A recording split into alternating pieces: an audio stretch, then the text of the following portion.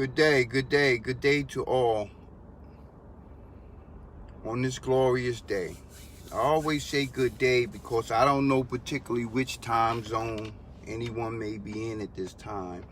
And in some parts it's a darkened day, in some parts it's a lightened day, right? So good day to all. Welcome to Inspiration Through Information, right?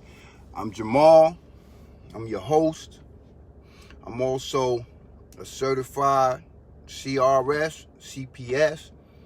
These are just letters that are attached to my name through my profession, right? All it states is that I'm considered qualified or an expert in these particular areas of study, right? And my expertise comes through both education and learned experience, right? And these are just some attributes that have been added to my name, right?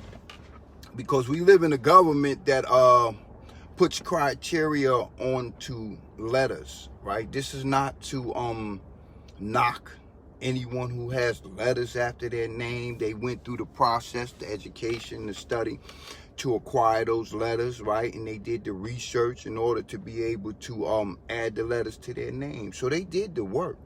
They definitely did the work, and kudos is just due, right? Today's topic is financial healing. And most folks may misinterpret what it means to financially heal, right?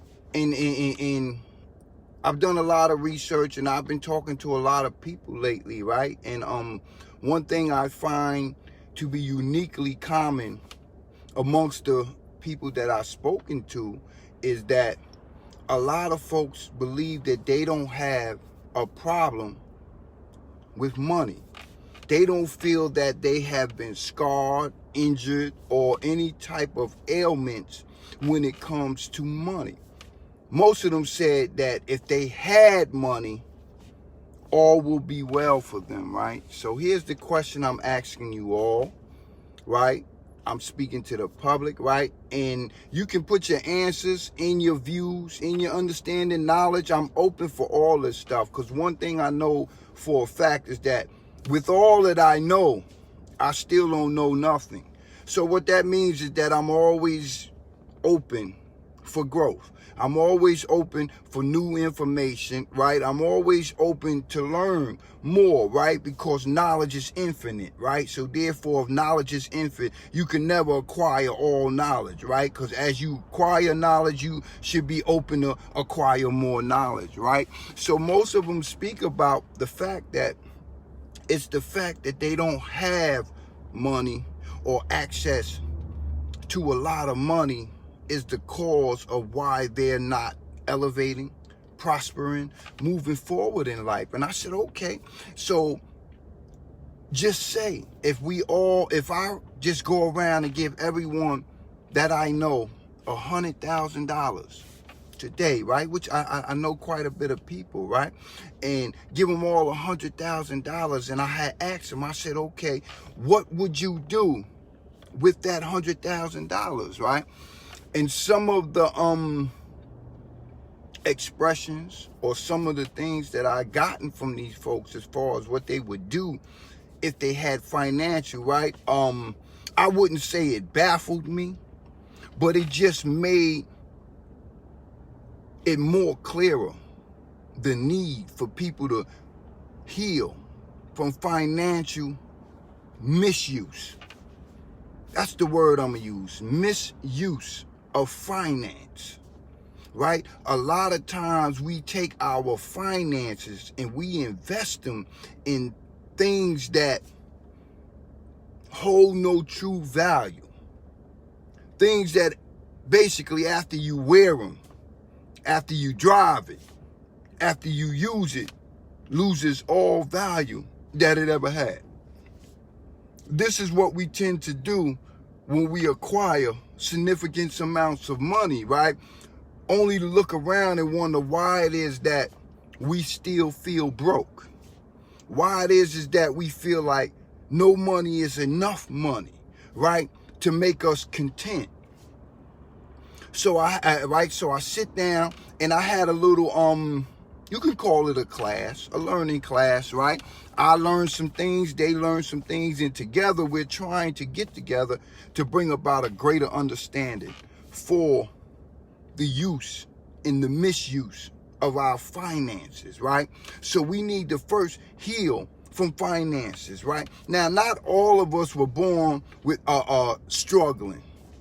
You know, not all of us was born, struggle, right? Some of us was born with parents or loved ones who seemed to shower us with all things, right? So we never really knew what it is to not have something, right? And then some of us never knew what it was to have something, right? So therefore, it's understandable that the individual who never really had things in abundance will acquire those things and misuse those things, right? Because the teaching of how to use or how to manage things when you have it in abundance was void of them, right? And then there's some who's always had an abundance, right? So therefore, they don't know how to respond or react with the lacking of, right? And in this past year and a half, almost 2 years, a lot of folks who at one time had something endured a process or an experience through this COVID-19 of not having something, right? And mentally and emotionally, right, they became, it affected them. It affected them in such a severe way that now being able to heal from that, being able to regain or sustain their lives behind that dramatic loss, right? And it's common, right? For those who know and those who may not know, here in this in this land of that's called America, right? There was a time where, they called it the Great Depression. They taught that in the schools early on, in the social studies subject, right? They would teach about a reference point about the Great Depression, right? And most folks will find a reason to say, yeah, but they didn't teach about Black Wall Street and things of that nature. You're absolutely correct, right? But I can promise you this, no matter what's taught, you will always have someone say something ain't taught. So when we get some understanding, the fact of the matter that even factual evidence, there will always be folks who question that. That is just going to happen. It does not mean the facts are not facts. Just like the truth. When the truth is spoken, even if you don't want to hear the truth, does not mean it's not the truth. It's just that simple, right? So when you get some acceptance with that, this is one of the reasons I stay out of the political debates and arguments and stuff of that nature, right? I'm not even entertaining the people or the wrongdoings of them or the right doings of them or which political party is it, right? Most folks who entertain that are not being honest. They're not being honest to say, like, listen, depending on who's sitting in what seat, the fear. See, you have to identify what it is, the fear of who's ever sitting in seat and how them and what they may implement into law will affect me on a physicalness, right? When you deal with things from the manifestation of the physical results, you will be engulfed in fear because you're afraid that certain laws or certain things is going to affect me physically. They're going to hinder me. They're going to prevent me from obtaining wealth. They're going to prevent me from getting a decent job. They're going to prevent me from doing a lot of things if certain laws is put in. So we need to find fault with that individual because we're afraid, right? One thing I've learned is this, right? If you seeking wrong in an individual, I promise you, you'll find it. You'll find it. Because that's what you're looking for. Key, i.e., the most important thing when it comes to financial healing. You have to be seeking financial healing in order to heal from your financial misuse, your abuse of your finance. Some folks say living outside of your means. Some folks say, listen, you got to dream bigger than your means, right? So therefore you will pursue to fulfill your dreams. But if your dream is reachable, it's not a big enough dream. If your aspirations of what you want in life is obtainable, then they're not big enough. Because what happens when you obtain that which you aspire to, what you drink for, right? When you get it, then what? You have to sit and develop a new dream. You have to recreate passion to acquire something more, right? So when we talking about financial healing, first of all, we need to really understand that, are we working for our money, or is our money working for us? When people pay you, right? When jobs hire you, when they offer you a certain amount of money, right? What they're saying to you is that they're paying you according to how they value you. And it may create joy in you. You may feel like, wow, I'm making $25, I'm making $30 an hour, man. You know, I'm doing the damn thing, right? Listen, but when we're talking about working for someone or working for a company that's paying you $30 an hour, right? Just do the math. They are acquiring 100 times that $30 in which they're paying you.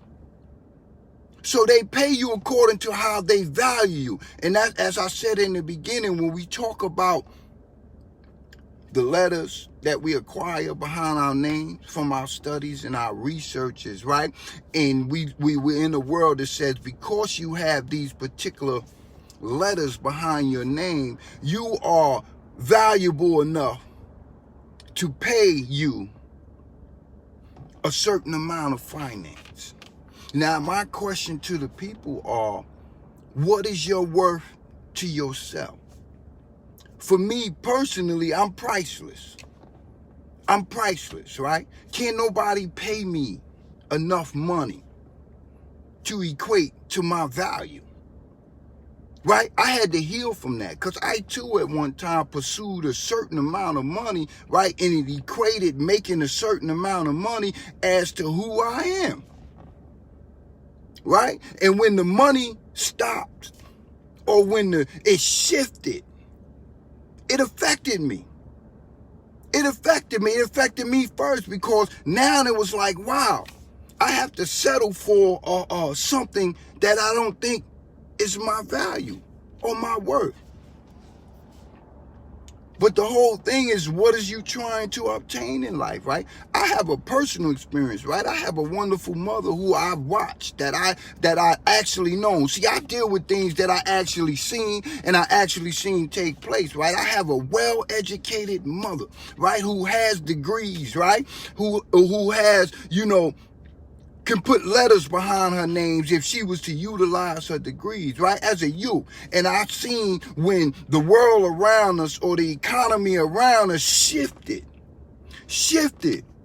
to where companies or jobs wasn't available for these degrees and for these letters, right? She could have did one or two things, right? She could have became depressed about the fact that you can't work in the field in which you acquired a degree for, or you can continue to obtain some type of income and some type of finances so you can continue moving forward with what your purpose in life was or whatever your agenda was, right? And she did that, right? It's called humility. It's called humbling oneself to obtain one's goals. When we talk about financial healing, we have to talk about being humble enough to say that, listen, even though I may have pots of money, right? I may be someone who has a whole lot of money, right? But my ability to utilize my money is shaky. It's shaky. It seems like I gotta keep going because guess what? My fear is my money's leaving. I don't need my money to leave, right? So we need to start learning how to make our money work for ourselves, right? Listen, if you really want to know some of the aspects of what I'm talking about as far as healing, right? Listen, you can always acquire my book, right? It's on Amazon, right? And you can read it for yourself. Some of the experiences that I myself endured in life, right? A journey through the pain into the purpose. It's on Amazon, right? And I share that with y'all, right, to let you know that I'm not someone in front of y'all or speaking with y'all and not have no knowledge of the experience, right?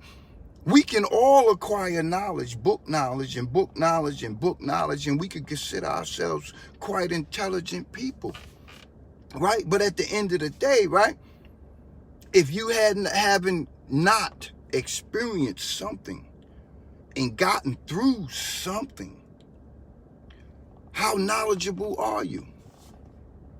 How knowledgeable are you? That means that you'll always be on the outside looking into the situation. So that means your view would be an assessment of the situation. In other words, it would be a hypothesis. What is a hypothesis? A hypothesis is an educated guess. And if you share the educated guess long enough, right, and you get the masses to buy into your viewpoint, right, it tends to become a factual. So therefore, this is how things get incorporated in life, right? Now I need for you, my people, to start to understand that just because you make money does not mean that you have healed from the usage of money. Money has been used and pitted against you as a people, and I'm speaking to my people, right? Has been used and pitted against you as a people, right? For the sole purposes of other people's greed, other people's wealth, other people's evil doings. This is a fact. I'm not here to deny that. What I'm sharing with you is that in knowing this, it's being angry about it, but producing nothing, solving it. Is it helping or hurting? Is it helping or hurting? That's the question, right? We all are aware, or in today's time, we become more aware of a lot of the systematic setups, right? Some of us knew these things being implemented, right? And these things being practiced and all that. But my thing is this: where do you think these folks acquired the knowledge or the ability to be able to do these things from? If you really want to go and speak to history and speak to knowledge of self and understanding of where this information was acquired from, then you know and understand that they're only using against you that which you have created. That in which the knowledge has come from. Their methods and how they're using it is what differs. That's the separation. It's not the information, it's not the knowledge, it's the utilization of the information and the knowledge that differs. They're using it for a purpose of systematic control, slavery, but listen, self-centered gain. That's what they're using it for, and they're using it very well. We, in turn, are starting to use it like that also against each other. That is why we need to heal from financial hardships, both mentally, emotionally, spiritually, and physically. We tend to like to wear our finances, right, while we have them. We don't use, and this is not for each and every one. People always want to think you're speaking to the whole, right, as far as what they're not doing. But here's my thing. For those that are not doing this, are we giving it back? Are we teaching the folks? Are we inviting the folks to acquire that knowledge that we have so that they can utilize it in their lives? Listen, are we doing that without a personal charge? Without a personal charge? Because if I say I want you to be successful and I'm inspiring you to become all that you know that you want to be and that you believe that you can be, right? Am I doing that for gain? Or am I doing that because I sincerely want to see you successful? When we financially heal, and that's a mindset. It's a mindset, right? When we financially understand that money is for the sole purpose of how we use it, no matter how much of it we acquire. If we're not using it for good, it's nothing wrong with treating yourself, doing all that other stuff, right? That's what finances buy, right? But there was a time where finances was nothing but bartered finances. I give you this jewel for this jewel, right? I give you this piece of gold, right? If you give me a bear skin so that I can stay warm in the wintertime. You understand what I'm saying? Now we're using money to pit each other against each other, right? And we're stacking it against each other, right? And we're starting to glorify that we got this and we got this and you ain't got this and you ain't got that, right? And it's causing more destruction than it is growth. It's causing more destruction. That's a mindset. See, this is what we have to heal from first. I had to go through the birthing process of healing. Because yes, healing is like that of a birthing process, right? And I use the word birthing because the majority of people understand that to be born physically, right, it's a process. It's a process that comes about through time, right? So what I'm saying when it comes to healing, it's the birthing process, right? The first thing that needs to take place is the seed needs to be planted into the egg, right? And then together, the healing process will begin, the birthing process of healing. So I'm here today to plant the seed to say that, like, listen, to grow and create generational wealth, financial stability, we must first heal from it. We must start the healing, but not so that we can acquire it, but so that it can stay with us. Right? What is the purpose of creating generational wealth? It's so that the families in your bloodline, your children and your children's children's and your children's children's, right, can all start off life in a status quo that allows them to be able to go through life with as minimum of struggle financially.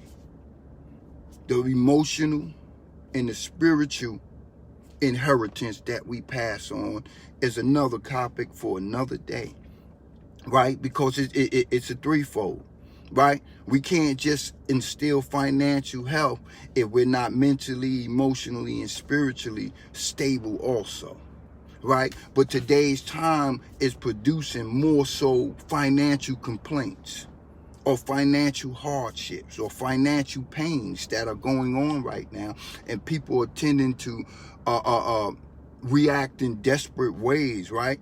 That yes, it is producing instant gratification for them, but the overall effect that it's going to have on them and their children's children, right, will be more destructive than constructive. So we need to heal during this time. And while things are slower in moving as far as socially, right, it's an opportunity for us to refocus. It's an opportunity for us to revamp and start to really align ourselves and achieve some type of financial healing, so therefore we can create some type of financial stability and allow it to sustain and maintain itself throughout our generations.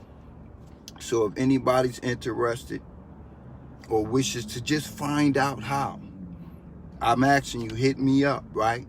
I'm not here to sell you anything, right? I just want you to get the information that I've acquired, right? That I have, that I'm sharing with you, right? The decision of what you do is yours and yours alone, right? But I support you either way it go. So until next meeting, next time we get together, I want all of y'all to continue to have a blessed day. Peace.